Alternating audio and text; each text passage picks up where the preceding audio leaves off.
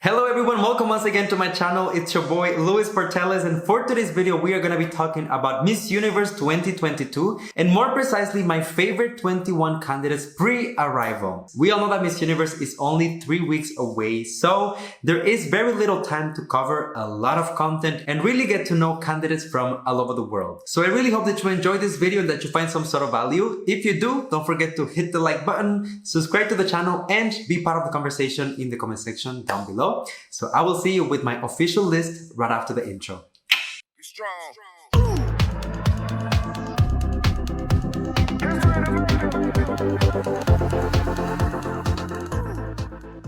Let's start by talking about Miss Great Britain, Noki Simbani, and I must say that I really like this woman. Such a fresh face and overall such a refreshing candidate. I'm aware that Great Britain is not one of those franchises that has, a big such factor or a lot of hype around them. However, it doesn't mean that we should overlook their candidates. After doing some research about Noki, you will get to see that she actually holds a master's degree in chemical engineering. This is a smart woman.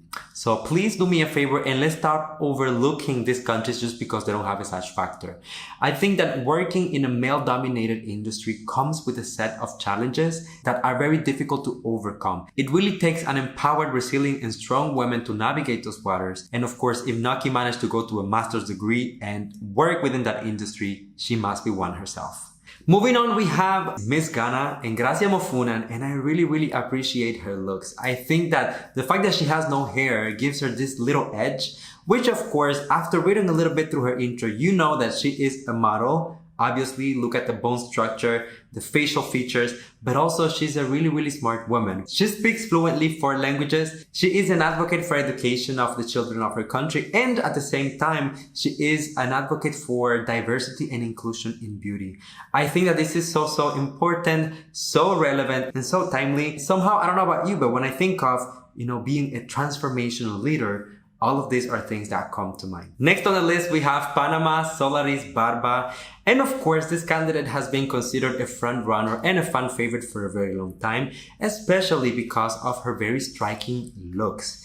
Do me a favor, if you have not seen her social media, after you watch this video, go ahead and find her Instagram profile. Your eyes will thank me later. But of course, putting aside all of the beauty and the gorgeousness of this woman, I'm also really impressed by her background. She is a psychology student who is also very passionate about arts. On top of that, I really like how overall well-trained she seems to be. I watched some of her interviews and I really loved how eloquent, how calm, how composed she seemed to be in front of the camera, and I think those are things that will be very handy, especially during the competition when you will be under so much pressure. So my hopes for Panama are really high this year, and I cannot wait to see what she's going to do. Next on the list, we have Curacao Gabriela dos Santos. Let me tell you right now, I am expecting this woman to go really far in the competition. And you might ask why? Because of course, Curacao is not a country who has a very strong sash factor. However, the background of Gabriela is really impressive. She is a certified life coach who aims to be a motivational speaker. So already, I am telling you everything that you need to know about this woman's communication skills on top of the very obvious and striking beauty. Some of the photos that have been shared so far of her, for the headshot on the website of Miss Universe, and a lot of the photos that have been reposted by the fans, they tend to be a little bit more demure, more mature. But once again, do your homework, your due diligence, go follow the candidates on social media, and you will see a different side of her. This is of course the case as well for Gabriela.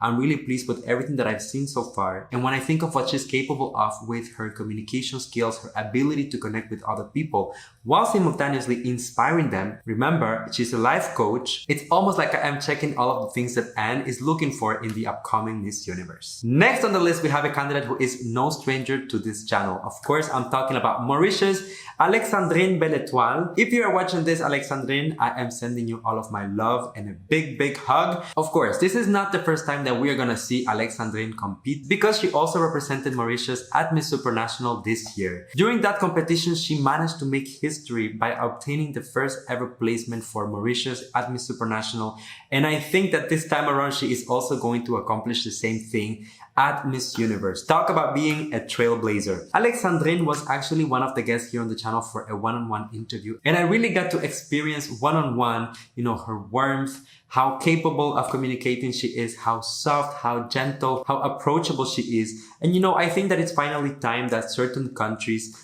start getting a little bit more visibility at Miss Universe internationally overall.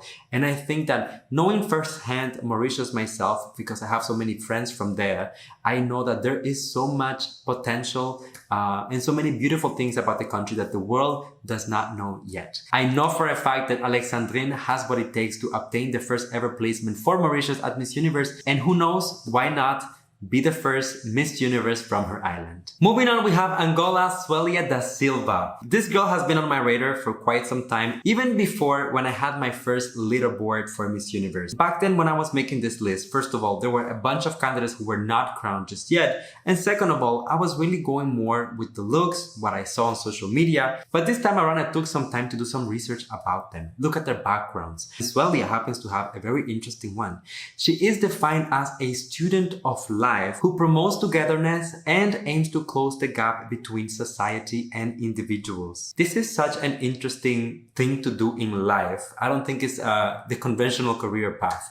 But on top of that, of course, she has a lot of work that she has been doing in her country with organization, not just for her country, but for Africa as a whole as well. Let's not forget that the national director of Angola is also a former Miss Universe. So I think that in a way, Suelia has a lot of advantages, not only having, of course, the beauty and the figure and everything that you will look in a Miss Universe, but also having a very unique, interesting background that will set her aside from everyone else. So if she plays her cards right, I think that the crown might be going to Africa this year. What do you think? Now let's talk a little bit about Indonesia. Lakhmi Denife, of course, fan favorite for many, and Indonesians give a lot of support to their delegates, and rightfully so. Since the very last time that I made a video about Miss Universe, I think that Lakhmi has been doing a lot of things. First of all, we have seen her in different occasions having different conversations, especially one around the topics of mental health and bullying on the Miss Universe channel alongside Celeste Cortesi. On social media, she has also been promoting some of her engagements as a Miss Universe Indonesia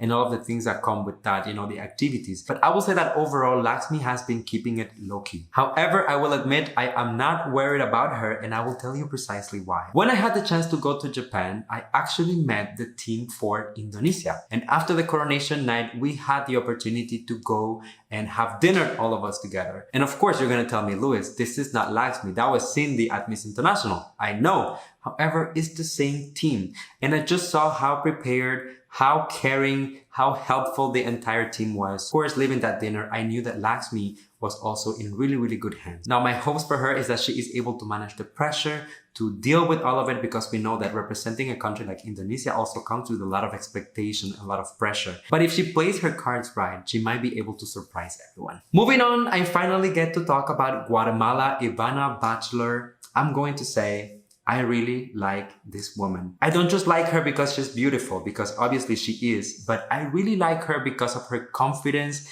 the way that she speaks, the way that she is so eloquent, and the way that she is so empowered. Ivana, of course, is not a new face. We have seen her around for quite some time. She was one of the first Miss Universes that was crowned, actually, so we had a lot of time to get to know her. But she also previously competed at Miss Grand International.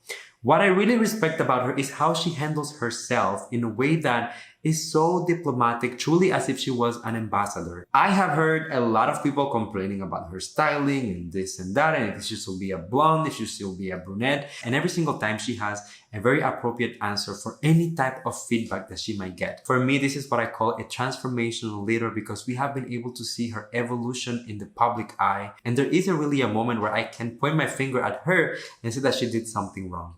So Ivana, if you're watching this, I am so excited for you. I'm pretty sure that you will make your country and Latin America, even the world, very proud of you. Now let's get real and let's talk about Vietnam, Nguyen Nhat Toe. I hope I said that right. Obviously, there is a lot of expectation when it comes to Vietnam because it is such a vibrant country for pageantry. It is definitely, whether you like it or not, a racing powerhouse in pageantry. Not just in terms of the queens, but also in terms of organizations, production. Most of the major pageants will be holding their events in the upcoming years in Vietnam. And because of that, of course, we are looking at them with a magnifying glass. What is it that Vietnam is doing so well? Putting aside the obvious production value of the shows in Vietnam, I think that the preparation and the investments that they are putting on the queens is truly remarkable. Not only from the wardrobe, the technical skills such as pasarela and all of that, but also you can really see the hard work in the communication skills, because that's one of the things that a lot of people criticize about Vietnamese queens. You know, sometimes the communication skills and how they handle English. Now, if you go to Ngoc Chao's Instagram page, you will see that she recently posted some videos where she is speaking English, and I'm guessing that this is strategically just to show the international fans what they can expect.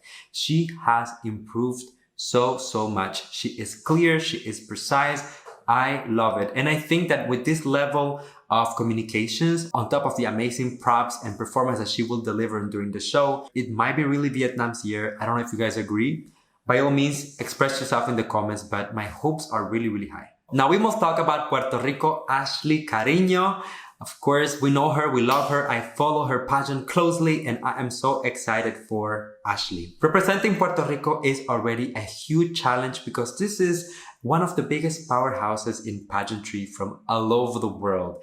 And the fact that Ashley has already some experience in pageantry, she competed at Miss USA and then went to Puerto Rico and obtained the national title, it already gives you an idea of the caliber and what she is able to bring to the table during the pageant.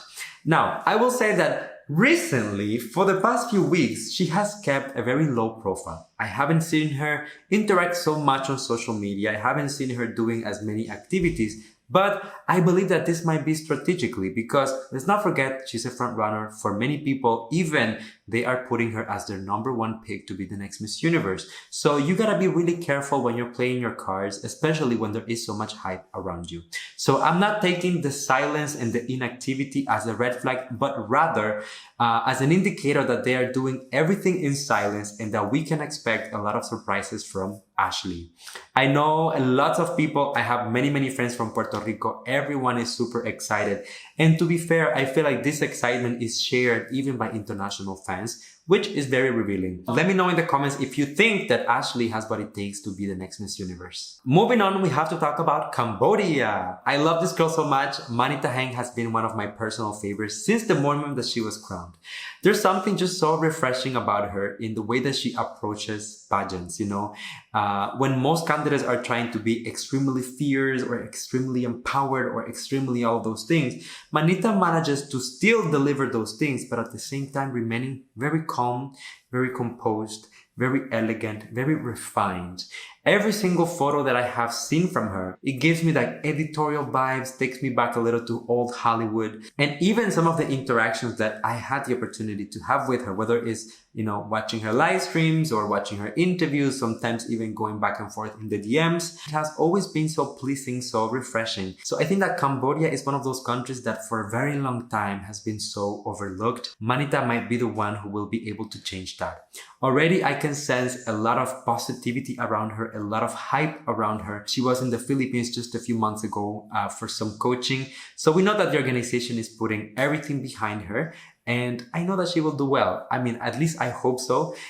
If you're watching this, Manita, sending you all my love. In this day and age, we cannot have a Miss Universe favorites list without including USA Arbany Gabriel. We also Arbany competing at Miss USA. And I feel like most of us were rooting for her regardless of the entire controversy around Miss USA this year, which I'm gonna get into later. But I think that it is undeniable how strong Arbany is. Not just with her presence on stage, but also how great she is at communicating with people, how amazing her skills are, you know, when she's giving us pasarela, the photo shoots and everything. She knows her angles. She is a professional. Now, for me, something that made me gain a lot of respect for her is really how she handled herself during the entire controversy of Miss USA. You know, I think that it's hard to be a newly crowned queen. So already dealing with all of these overnight changes in your life while simultaneously dealing with all of this pressure from social media and traditional media questioning on whether or not you deserve your spot. I think that she really set an example for everyone on how to deal with these things and how to stand your ground. And for me, that's already a very inspiring message that she is putting out there with her Miss Universe journey. On top of everything that she's already doing herself for her advocacy, her projects. We also know that Arbany is a multicultural queen because she is also representing the Filipino community in the US. So this is really a multifaceted queen. And to be honest, when people put her as a potential winner of the entire pageant, I wouldn't be upset if she wins. I think that she's incredible and she has everything that a Miss Universe needs. Okay, so officially we have 10 more candidates that I'm going to be talking about. So at number 10, we have Spain, Alicia Faubel. Such an extraordinary woman. And actually, I'm going to be posting here on my channel an interview that I just did with Alicia a few days ago. So I really hope that you guys enjoyed that. But anyways, that's besides the point. What I really like about Alicia is we have been able to witness publicly her evolution. I personally follow closely the Miss Universe Spain pageant because I was actually training one of the girls who was competing at Miss Universe Spain. It was Alicia, the one who won the entire thing. And I must say, since then up until now, the evolution is like night and day. One thing about Alicia that she has always had and is undeniable is her personality. This woman has so much charisma. I could listen to her speak for hours and I wouldn't get bored. And I'm not just talking about, people who are preaching and giving you like knowledgeable things and it's just like, it tends to be a little heavy. Alicia is so funny, so likable, so approachable. This is truly going to be one of her strengths at Miss Universe because it's so refreshing. I don't think we get as many candidates who have, this incredible personality. Back in the day, I really thought that she would have to focus on the technical side of things, Q&A, making sure that she is ready. She will also really have to work on her pasarela. And you know what? She did her homework. She has been training with Ia Mandahar here in the Philippines. She is also working on her Q&A. And during my interview with her, I got to see her walk and she gave us some hints about the wardrobe as well, which of course I'm not going to reveal because I am a professional. But all of that just to say that I'm really excited for her. And if she wins Miss Universe, I think that she will be the very first winner with so much beauty, charisma, and of course, now in this day and age, also amazing skill because she really did her homework and improved a lot. All right, so the next candidate on my list has one of the most difficult tasks this year, and that is to try to pull a back-to-back win. Of course, I'm talking about India Divita Rai. Fan favorite for obvious reasons, not just because India is very hyped and rightfully so.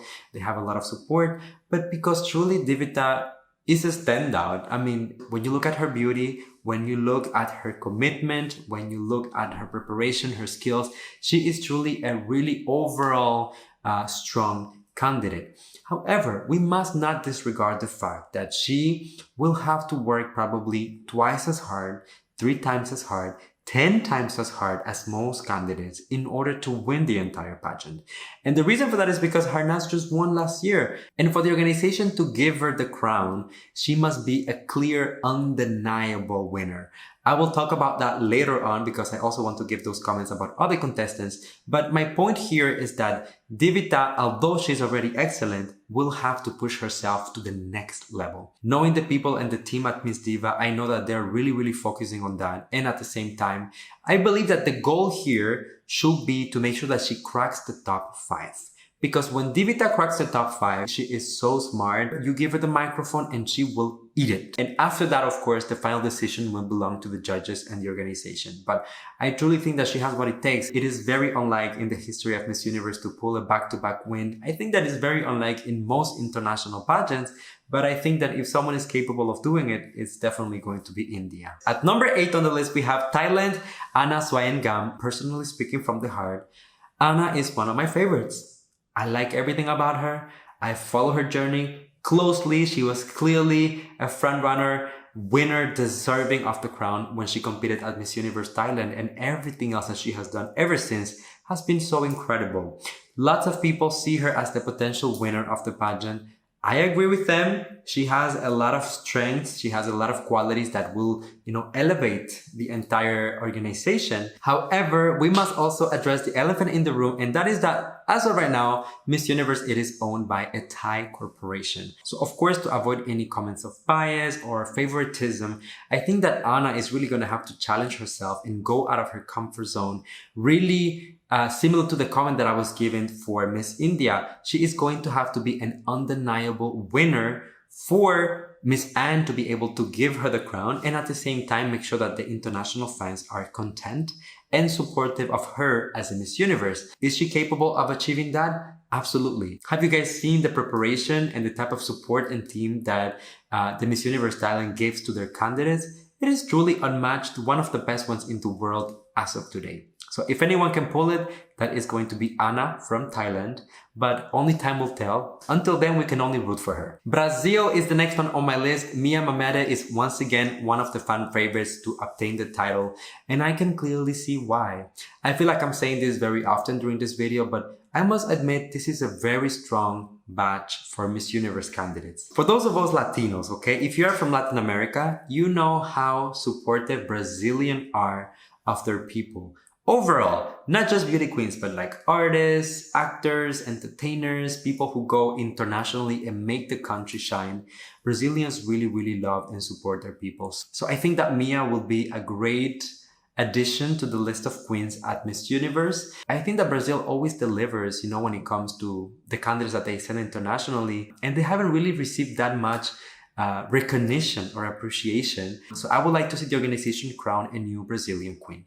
Now, is Mia the one? I think she has what it takes. It all depends on her performance. What I like the most about Mia is truly the way that she's able to connect with people. I mean, I have been watching some of her videos on social media, especially for her advocacy and the organizations that she supports. There is just something so genuine about her when she is talking about these very delicate issues sometimes. She is so eloquent. That is also so refreshing to have candidates from non-English countries who are able to express themselves so well. Of course, the list goes on and on about Mia's qualities and her strengths, but I would also like to hear some of your comments, so let me know down below what do you think about her and if she has what it takes to win the pageant. It is finally time to talk about Italy. I've been dying to talk about this woman for quite some time because the last time that I made a video about Miss Universe, she was not crowned just yet. So of course, a lot of you guys have been messaging me and asking me what do I think about her. Well, this is my opinion. I think that Virginia Stablum, which is her name, is giving me supermodel vibes. There's just something about her physique, something about her facial structure, something about her confidence that I really like. Almost to the point that she comes across as being a little bit mysterious, to having this very powerful aura around her that I think it will be an asset for a Miss Universe. Her social media seems so curated and she seems to be so in control of her entire preparation and her narrative for the pageant that is making me feel very excited to see what she is capable of on stage. Now, on the other hand, I've been also watching some of her videos, her interviews more precisely, and I think that there is also this very soft side to her. When she speaks, when she communicates, how she's able to tell her story and be so relatable, that once again, I think is going to be super important because it's going to make her a balanced queen. She's able to give us the looks, the fierceness, the glam and everything, while at the same time having a soft core that people can like and relate to. So if you're not rooting for Italy yet, it's time for you to get on the train. All right, officially, let's talk about my final top 5. And as I said, this is not in any particular order. This is just like, just talking about the girls that I like here. At number 5, I have South Africa, Ndabi Nokeri. She was here on the channel. Follow her journey closely. I'm pretty sure that most of you also did. And we know what Ndabi is really capable of.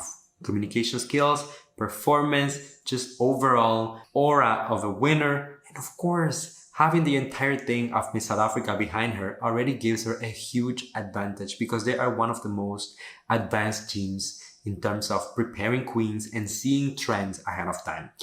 What I like about Ndabi up until this point, especially since I had my interview with her and I've been able to follow her on social media, see what she's able to do. She's one of the girls that has really been putting out a lot of work with her community, her advocacies, and not just talking the talk, but also walking the walk. I really like how she has been focusing on being the most authentic version of herself, to give visibility to a lot of issues, but most importantly, issues that Black women face in everyday life. For example, recently she has been showcasing her natural hair. So beautiful, so confident. And even during her reign, she has been using different hairstyles, which are attributed to Black women. And up until this day, society sometimes doesn't know how to appreciate it, how to respect it. And Davi is really focusing her entire journey and her message and her angle of attack in including those issues in the things that she wants to make visible through her platform. So of course, love it to death, and I'm so excited for Davi. At number 4, we have Peru, Alessia Rovegno. I remember back then how everyone was giving her such a hard time when she won Miss Universe Peru. And so many people were like, oh, she didn't deserve it. She didn't.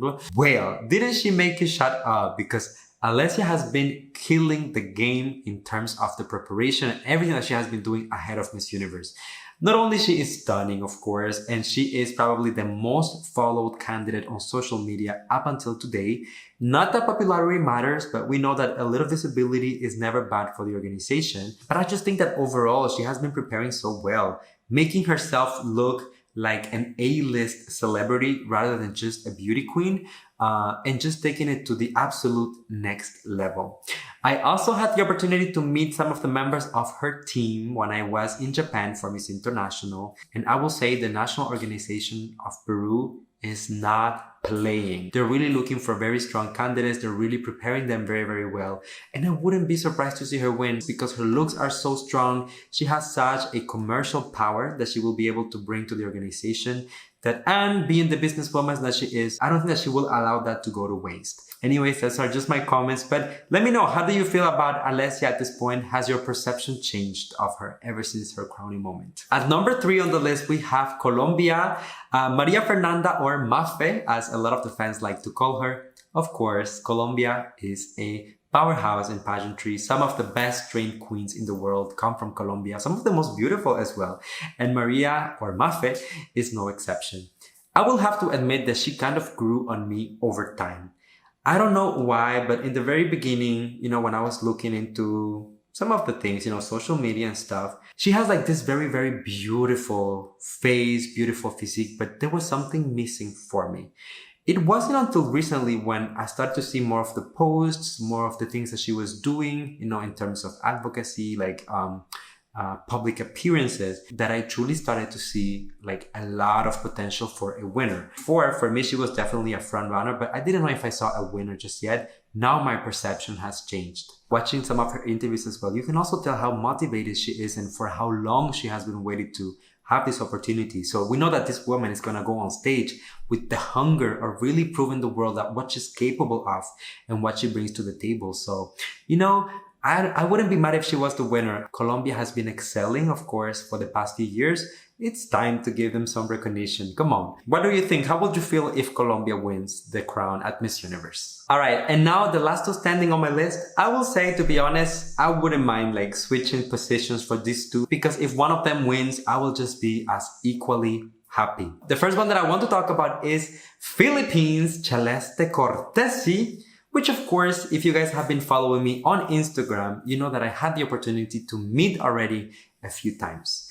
Okay, so Celeste and I go way back before she was crowned at Miss Universe Philippines, actually when she was just competing as a candidate representing Pasay. I think that I had the very first interview that she granted during the time that she was competed at Miss Universe Philippines. And ever since then, we stayed kind of in touch, We sometimes will message on the DMs, sometimes she'll look at my story. I will always follow her journey. And recently, when I came to the Philippines, I had the opportunity to meet her.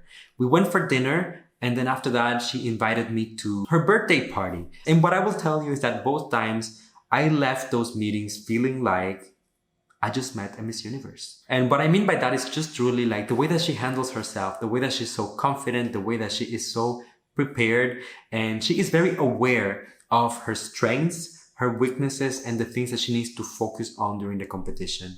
I think that for a long time, people gave Celeste such a hard time that she is kind of like used to dealing with the pressure. And of course, that doesn't mean that we should put pressure on her, but rather that this is a woman that is going to the competition with a very realistic idea of what she needs to do in order to win the pageant. Let's address the obvious. Celeste has one of the most commercial faces in the entire competition in terms of her beauty. If she was to be crowned Miss Universe, she will get so many sponsors and so many deals for the organization. She will make sure to make a profit. Keep in mind, Miss Anne is a businesswoman as well. Very smart. She will like that, of course. Having the support of the Philippines is never going to hurt Miss Universe, since the Philippines is one of the most supportive pageant countries in the world. But at the same time, we also need to acknowledge the obvious. The Philippines has won Miss Universe already twice in the last decade.